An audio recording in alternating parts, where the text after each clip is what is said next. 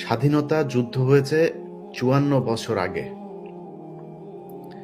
এই ৫৪ বছর আগের যুদ্ধে যারা কিনা আপনি এই কথিত যে যুদ্ধাপরাধী হিসাবে যাদের ফাঁসি দিয়েছেন, গেল মেনে নিলাম, তারপরেও তারা তো মারাই গিয়েছে, বিচার আল্লাহ করবে একদিন।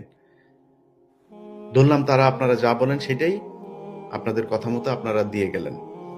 তারপরে প্রজন্ম এখন যে শিবির করে, তার চরিত্রের সাথে একজন গ্রামের মানুষ যদি নাকি দেখেছে শিবিরের একটা ছেলে এত সুন্দর, তার চলাফেরা, টাকনুর উপরে প্যান্ট পরছে, ৫ ওয়াক্ত নামাজ পড়ে, নিজের টাকা পয়সা দিয়া তারপরে পলিটিক্স করে, আবার মানুষের দান খয়রাত করে, কোনো টেন্ডার নাই, কারোর বাসায় গিয়ে চাঁদাবাজি করে না, দোকানে চাঁদাবাজি নেয় না, বাস স্ট্যান্ডে গিয়ে চাঁদাবাজি নেয় না, কোনো নাই।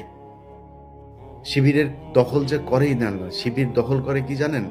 আপনি একটা প্রতিষ্ঠানের টেন্ডারবাজি করতে যান, আর শিবির যায় দখল করে, জামাত দখল করে কি জানেন? ওই টেন্ডার যে দেয় তারে যায় দখল করে, ওই চেয়ার দখল করে সে। সো মানে আপনি ওই পদে যান, শত শত ব্যারিস্টার শিবিরের, জামাতের। বিএনপি সেইভাবে কয়জনকে তৈরি করতে পেরেছে? বিএনপি তো বিশাল সংগঠন, এবং তারা সবাই ভারত বিরোধী লোকই। তো ধরেন এখানে 90% লোক ভারত বিরোধী, কয় পার্সেন্ট আছে যারা কিনা আওয়ামী লীগের সাথে আতাত করে চলে, কিন্তু তারা উপরের জায়গায় আছে। এটা হলো সমস্যাটা। তো আপনি এই শিবিরকে যে এখন যে আপনি বিট করবেন, বিট করতে গেলে তার চাইতে উন্নত আদর্শ নিয়ে আপনাকে আসতে হবে। শিবির যা করে এটাই আল্লাহর আদর্শ, এটাই আল্লাহ, এটাই বলে দিয়েছেন। আমি এগুলি যদি কেউ বলে সেটা তার ব্যাপার, কিন্তু আমি যে দুইজনকে দাঁড় করাই, তাহলে কে বেশি হবে? অথচ এই শিবিরকে গেল ৫৪ বছরে আপনি চিন্তা করতে পারেন, একটা বিশ্ববিদ্যালয়ে তাদের কোনো সংগঠন করতে দেয় নাই, কোনো কর্মসূচি করতে দেয় নাই। কারণ কি? শিবির কি করেছে? শিবির সন্ত্রাসী? শিবির খারাপ কাজ করে?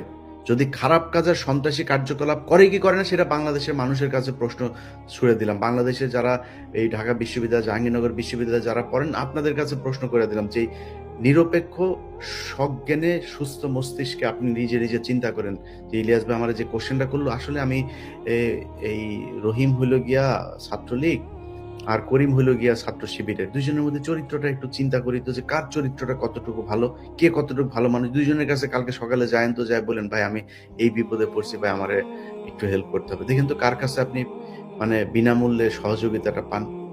এটা আপনি ঠিক করে নিয়েন। এই দেশে ধর্ষণের সেঞ্চুরি হয়েছে। এই দেশে প্রকাশ্যে আমার চোখের সামনে কুপিয়ে বিশ্বজিৎকে খুন করা হয়েছে। এই দেশে শুধুমাত্র একটা ভারতের বিরুদ্ধে ফেসবুকে পোস্ট করার কারণে একটা মেধাবী বুয়েটের শিক্ষার্থীকে পিটিয়ে হত্যা করা